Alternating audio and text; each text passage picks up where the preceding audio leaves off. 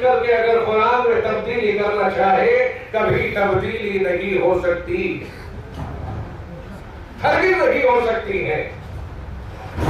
اس لیے اس میں تو ہم بے فکر ہیں الحمدللہ، قرآن میں تبدیلی نہیں ہو سکے گی، اور اللہ نے اس کی حفاظت کا طریقہ یہ اختیار فرمایا دنیا میں کہ گھر گھر میں حافظوں کی لائن لگا دی۔ کوئی علاقہ تقریباً ایسا نہیں چھوڑا جہاں حافظ نہ پیدا کر دیے ہو۔ تو اس کی حفاظت کا جو اللہ تعالیٰ نے اس دور حاضر میں نظام بنا دیا ہے وہ یہ بنایا کہ اللہ نے اس کے حافظ پیدا فرما دیے ہیں۔ اب قرآن کریم کاغذوں کے اوپر جو لکھا ہوا ہے اگر ساری دنیا سے اوجھل کر دیا جائے قرآن کریم مٹ نہیں سکتا، اس لیے کہ جب سینوں میں وہ اتر گیا تو سینوں سے کھوجا نہیں جا سکتا ہے۔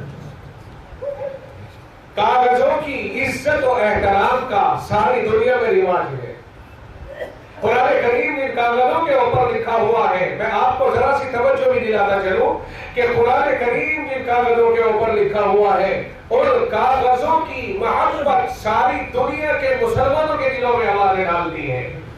جس کاغذ کو کسی کمپنی میں بنایا گیا، قرآن کریم کی چھپائی ہونے سے پہلے اس کاغذ کی طرف کسی کا ذہن نہیں جا رہا تھا، لیکن جب قرآن کی چھپائی اس کاغذ کے اوپر کر دی اب اس کاغذ کا مقام اتنا بلند و بالا ہوا کہ اس کاغذ کو بغیر وضو کے اور بغیر طہارت کے چھوڑنے سے بھی مسلمان کتراتا ہے، اور اس کاغذ کو زمین پر نہیں رکھ سکتا ہے۔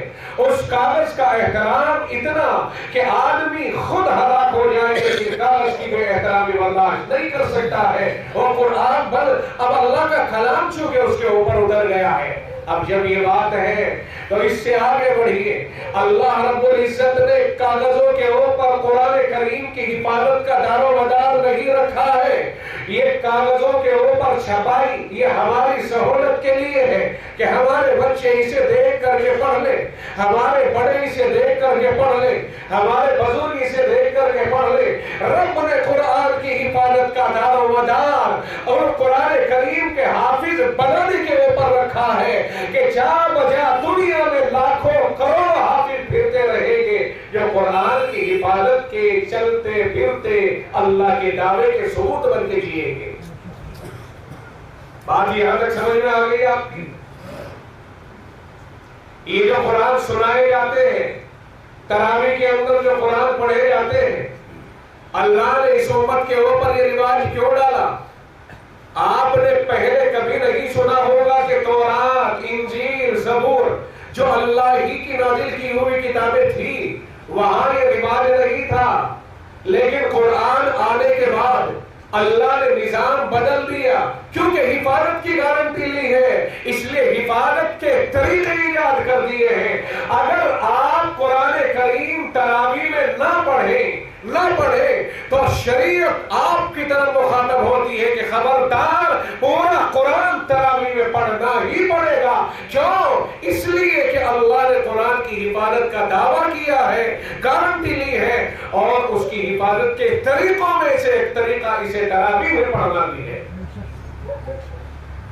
قرآن کریم کی حفاظت کی گارنٹی جب ہم نے لے لی تو آپ جتنی مسجدیں وہ کم پڑ گئی تو اللہ نے لوگوں کے دلوں کے اندر ڈال دیا کہ ان حافظوں کو بیکار پھرنے نہیں دیا جائے گا بلکہ ان کی ذمہ داری ڈالی جائے گی یاد کرنے کی۔ چنانچہ 10 دن کا قرآن سنا جانے لگا، 8 دن کا قرآن سنا جانے لگا، 15 دن میں قرآن سنا جانے لگا۔ امت میں حرص پیدا کر دی قرآن کی، امت میں محبت پیدا کر دی قرآن کی، اور لوگ اپنے اپنے گھروں میں 4 6 گھروں کے فاصلے سے قرآن سن رہے ہیں۔ یہ در حقیقت اللہ کی حفاظت کے طور طریقے ہیں جو زمین پر اس طرح سے پیش کیے جا رہے ہیں۔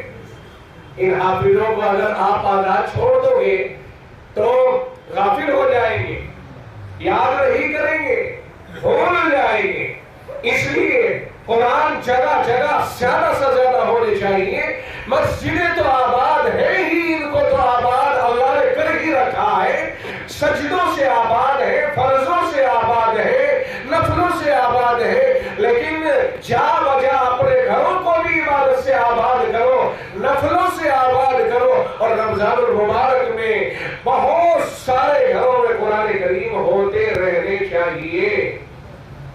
شیطان بھاگتا ہے